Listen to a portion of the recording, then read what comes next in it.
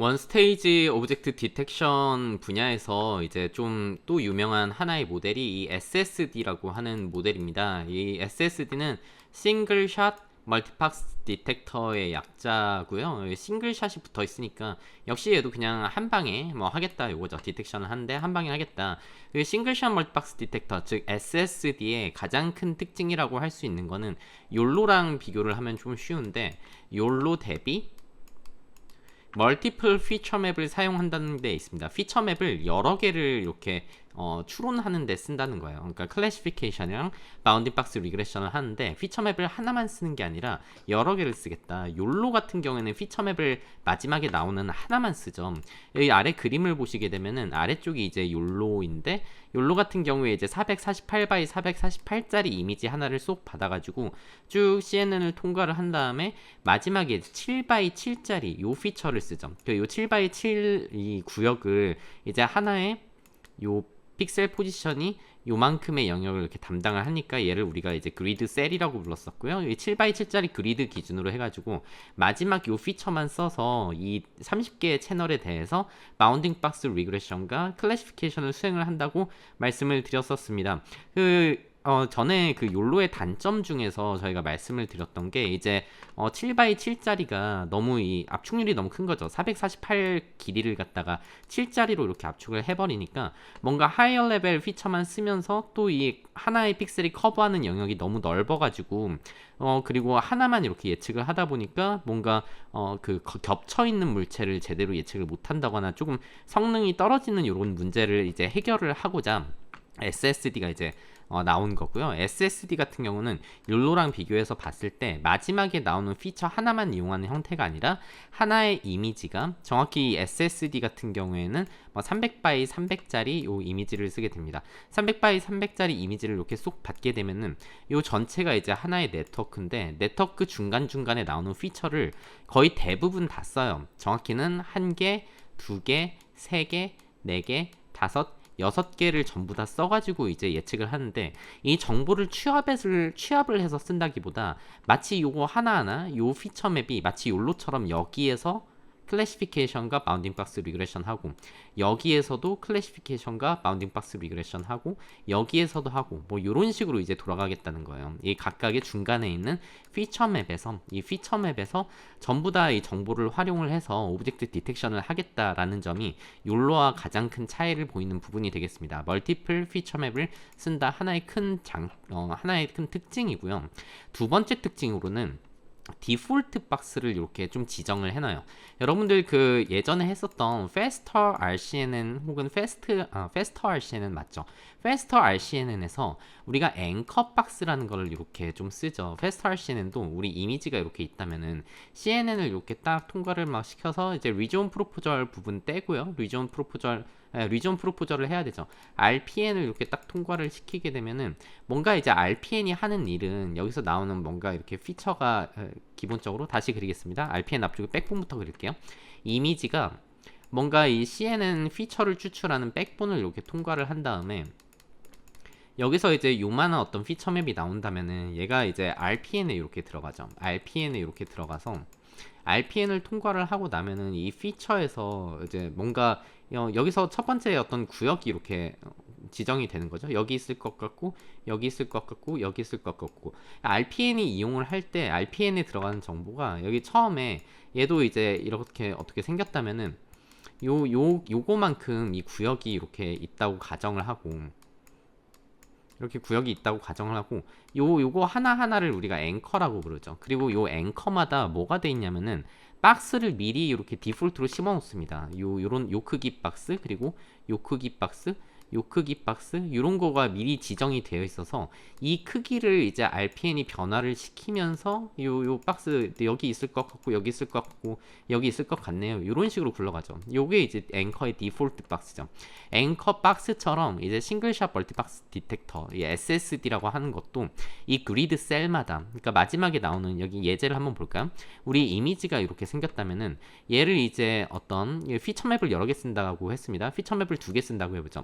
요 피처맵, 이 피처맵의 크기는 공간 영역에서 스페이셜 공간에서 어떤 8x8짜리 피처맵이라고 생각을 하고, 그리고 CNN 중간에 피처 하나를 또 꺼내는데 그 피처가 4x4짜리 이제 피처맵이라고 생각을 한다면은, 이제 이 8x8짜리 피처맵에 요 하나의 픽셀이 실제로 실제 8x8짜리니까 뭐 요만밖에 안 하겠죠. 굉장히 작은 건데, 요 하나의 픽셀이 이 영상에서는 요만큼의 영역을 이렇게 담당을 하게 되겠죠. 그 영역에 대해서 담당을 하는데, 이제 욜로에서는 얘가 이렇게 그리드로 이렇게 나뉘었다고 생각을 해볼 때, 8x8짜리로 이렇게 나뉘었다고 생각을 해볼 때, 요 하나마다 여기에 대해서 디폴트 박스가 지정이 돼 있지는 않았습니다. 디폴트 박스가 이 그리드 셀마다 디폴트 박스가 지정이 돼 있지는 않고, 마지막에 나오는 그 피처가 정확히는 7x7짜리였죠. 7x7 여기 30짜리 요 채널에서 요 하나의 30개 어떤 벡터를 가지고 이 5개, 20개를 활용을 해서 박스 2개에다가 클래시피케이션을 이용하는 게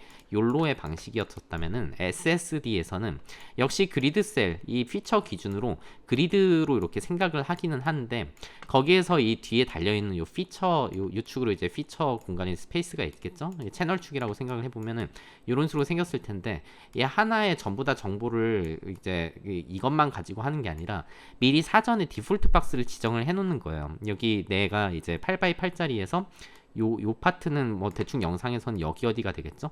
여기 어디에서 사전에 박스를 4개에서 6개 정도 지정을 해 놓습니다. 첫 번째 박스는 뭐 이렇게 생겼고, 두 번째 박스는 뭐 이렇게 생겼고, 세 번째 박스는 뭐 이렇게 미리 이렇게 해 놓은 다음에 이 박스를 변화시켜가는, 그러니까 결국은 이 SSD가 추론하는 거는 이 디폴트 박스에서 얼마나 박스가 변해야 이렇게 그라운드 트루스에 가까이 갈 수 있느냐, 요거를 이제 추론할 수 있도록 이제 학습이 되어 있다는 얘기가 되겠죠.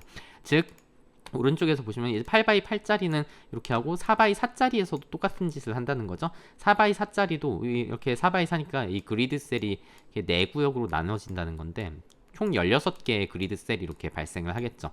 여기 기준으로 봤을 때 박스를 사전 정의된 박스가 있어서 뭐 이런 박스도 있고, 이런 박스도 있고, 이런 박스도 사전 정의가 되어 있는 게 있는데, 실제 객체를 예측을 할 때에는 이 뒤쪽에 있는 이 채널 정보에 담긴 값들은 어떤 로케이션 정보, 즉 바운딩 박스에 대한 정보라고 생각을 하시면 됩니다. 얼마나 x 좌표가 변해야 하는가, 얼마나 y 좌표가 변해야 하는가, 얼마나 w 가로 길이가 변해야 하는가, 세로 길이가 변해야 하는가. 컨피던스는 이제 그 각 클래스의 별로 그냥 클래시피케이션이라고 생각을 하시면 돼요. 얘네가 이제 채널 축으로 이렇게 정보가 이렇게 심어져 있다는 거죠. 지금 SSD에서 중요하게 봐야 될 거는 요 8x8짜리 뭐 4x4짜리 앞에서 봤듯이 여러 개 사이즈의 피처맵에 대해서 이 그리드 셀에 대한 디폴트 박스를 지정하고 걔네에 대한 어떤 오브젝트 디텍션을 수행을 한다라고 우리가 생각을 할 수가 있겠죠. 요 그림을 다시 한번 보게 되면은, 이 멀티 스케일로 결국은 다양한 크기로 우리가 박스를 프레딕션 한다는 건데, 이게 좀 무슨 얘기냐 좀 싶으실 거예요. 이제 이 SSD 구조를 이렇게 돌아가서 봤을 때, 예를 들어서 얘 좀 큰 피처 같은 경우에는 이 뒷장에서 한번 보죠.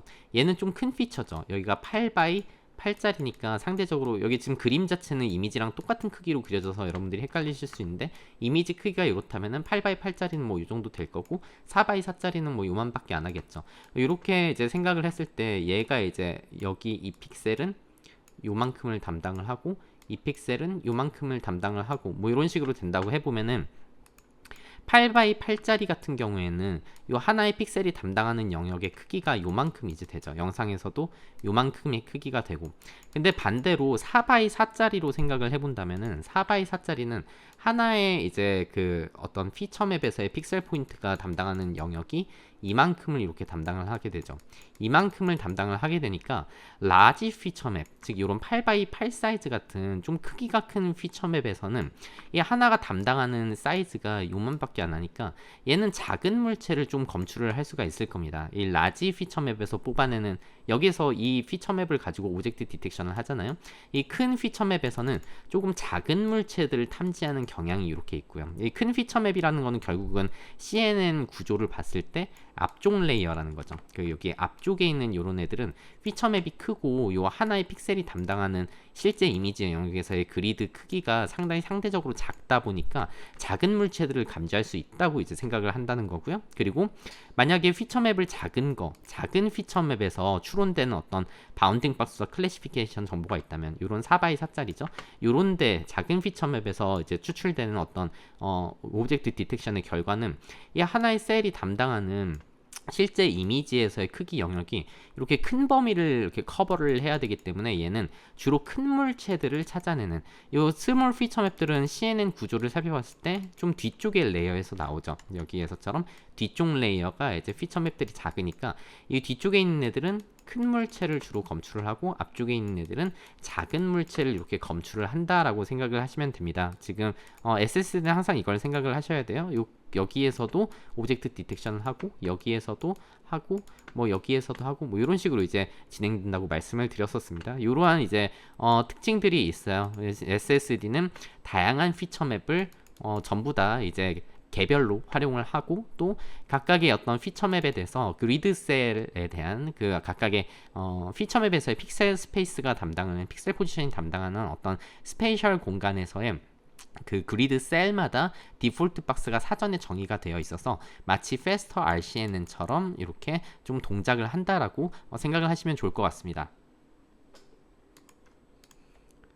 이제 조금 자세히 아키텍처를 뜯어보죠. 이 싱글샷 멀티박스 디텍터 SSD라고 하는 애는 300x 300짜리 이미지를 이렇게 어떤 모델에 이렇게 입력을 하면은 일단 백본 자체가 이제 VGG 16레이어짜리를 이렇게 쓰는데 이 CNN 하나가 이렇게 있는 거죠. CNN 하나가 이렇게 있어서 이 중간에 특정한 피처 하나를 이렇게 꺼내요. 특정한 피처, 어떤 피처를 꺼내느냐?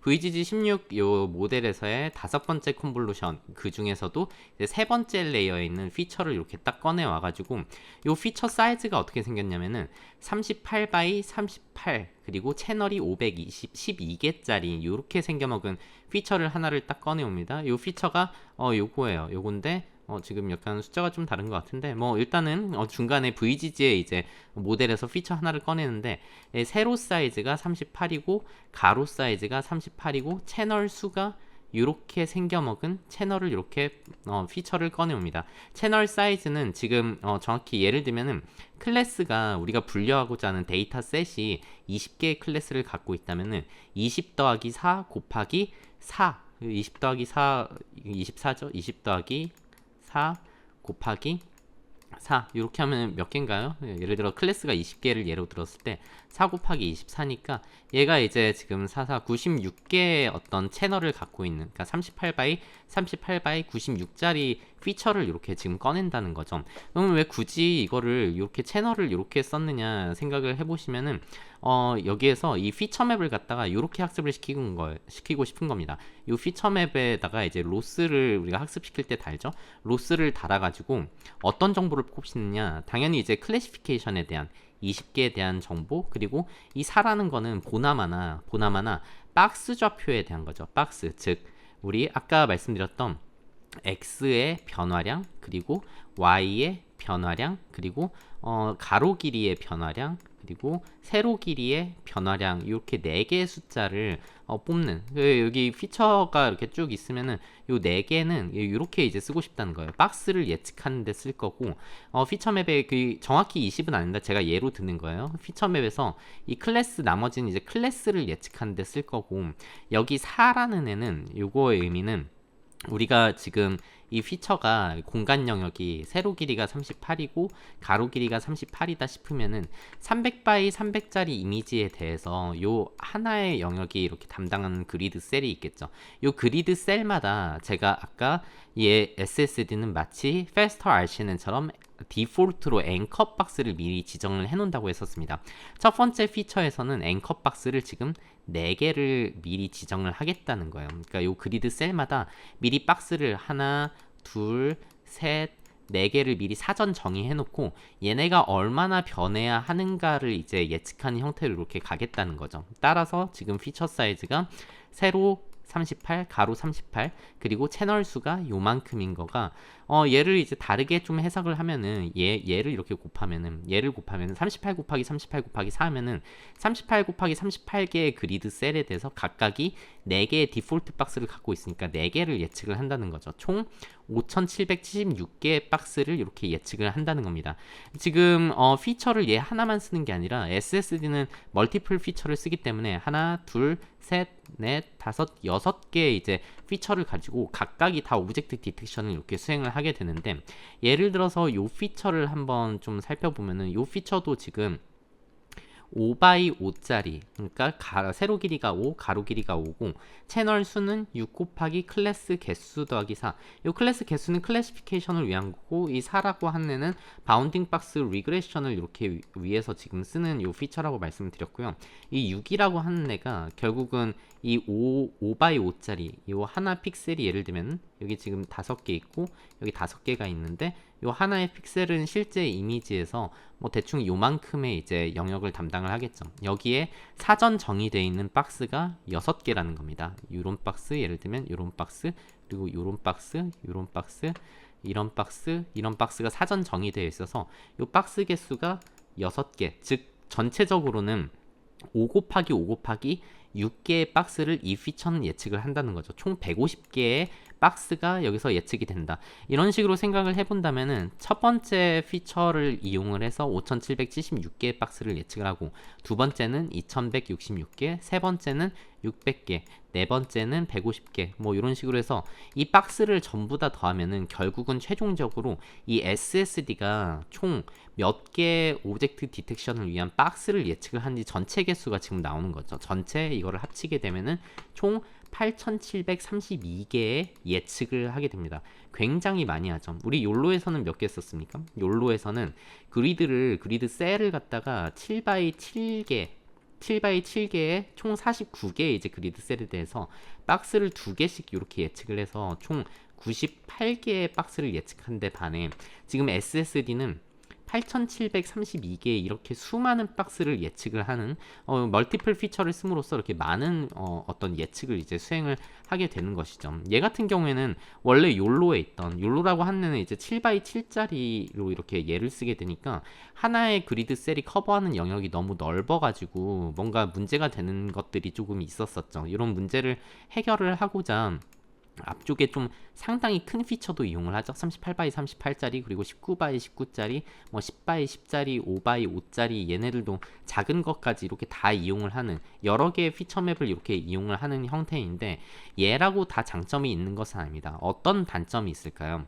뒤쪽에 이 각 피처마다 예측하는 실제 결과를 제가 하나를 붙여놨는데, 이런 식이에요. 그러니까 300x300짜리 이미지가 들어가서 어떤 특정 레이어들을 막 CNN을 통과한 다음에 38짜리 요 피처에서 뭔가 이제 예측을 하는 거죠. 중간에 노멀라이제이션은 뭐 있어도 되고 뭐 있어야 뭐 있게 만들었으니까 뭐 쓰는 건데, 얘가 예측하는 박스가 막 이렇게 있을 텐데 지금 이미지에서 아무것도 검출이 안 됐어요. 여기서는 이제 작은 객체들이 이렇게 검출이 돼야 되는데, 이 뒤쪽에 갈수록 좀 큰 객체가 이렇게 검출이 돼야 되죠. 큰 객체가 이렇게 검출이 되어야 하는데, 뭔가 이 38x38짜리에서는 아무것도 예측이 안 나오고, 19x19짜리에서는 예측이 또 안 나오고, 10x10짜리에서는 예측이 뭐가 아무것도 안 되고, 5x5짜리에서 예측한 거에서 이렇게 박스 2개가 예측이 되고, 3x3짜리에서는 뭔가 예측이 되고, 요런 경향. 그러니까 쉽게 말하면은 요 앞쪽 레이어에 있는 요 피처들에서 뭔가 검출이 잘 안 돼요. 그러니까 만능이 아니라는 겁니다. SSD가 다 잘하지 않는다. 여기에 이제 어떤 그 작은 객체들을 갖다가 조금 예측을 하려고 이 기능을 좀 넣어놨는데, 실제로는 예측이 잘 안 되는 이유 뭐가 있겠습니까? 당연하게도 이제 CNN이라고 하는 애는 뭔가 여기 뒤쪽에다가 우리가 로스를 달아가지고 여기에 있는 이 VGG를 비롯한 중간중간에 이 콘볼루셔널 레이어들이나 이런 것들을 전부 다 이렇게 백프로파게이션을 통해서 학습을 다 시켜야 되는데, 우리 CNN의 철학을 생각을 해보면은 CNN이라고 하는 애는 우리가 이 어떤 피처의 스페이셜 사이즈를 줄여가면서 학습을 시킨다는 거는, 앞쪽은 이제 로어 레벨 피처 약간, 그리고 뒤쪽에서는 하이어 레벨 피처를 갖다가 최종적인 어떤 결과를 이렇게 만들고 싶은 건데, 이게 앞쪽의 피처는 결국은 뭔가 추론을 하기 위해서 풍부한 정보를 담고 있지 못하다는 뜻이 돼요. 그러니까 뭔가 아직 연글지 않았죠.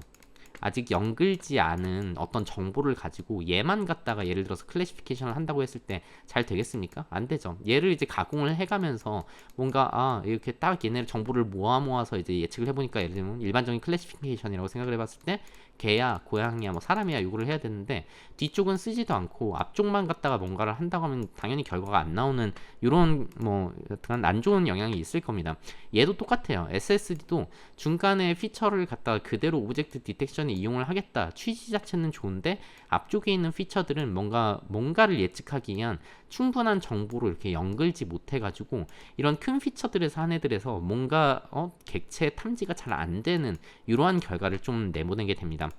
그리고 애초에 지금 SSD가 그 예측하는 박스의 개수가 한 개 이미지에서 너무 많이 예측하죠. 8732개를 예측을 하니까 뒤쪽에다가 이제 NMS가 다는 것도 조금 빠른 NMS, 논 맥시멈 서프레션을 통해서 우리가 중복되는 박스 결과들을 이제 제거를 해야 되는데 지금 여기에서도 이 결과들이 다 지금 중복이 되죠. 그래서 가장 좋은 결과만 남기고 제거를 해야 되는데 이것도 좀 빠른 버전을 좀 써야 되고 이러한 좀 문제가 발생을 한다는 거죠.